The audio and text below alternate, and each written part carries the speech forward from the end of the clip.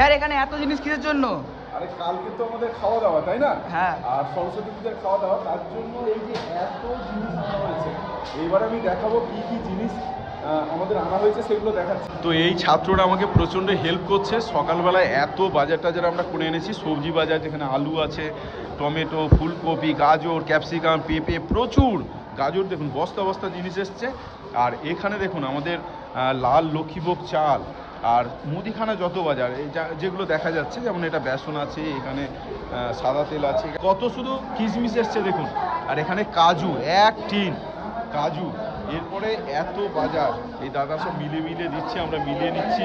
খেজুর এভরিথিং, সব জিনিসপত্র মানে মুদিখানা দোকানের মতো হয়ে গেছে। তো কালকের আসবি তো? আসবি তো? পরিবেশন করতে হবে। এই তুই আসবি তো? তো তোরা আসবি? তোরা সবাই আসবি কালকে? আচ্ছা, সবাই একযোগে কালকে কাজ করা হবে। প্রচুর ছাত্র আমাদের, সবাই খাওয়া দাওয়া হবে। আর সবাই আসবি তো?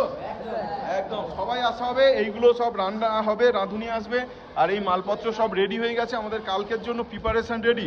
তো সবাই আমরা ছাত্র এবং টিচার মিলে কালকে সবাই কাজ করবো, তাই তো?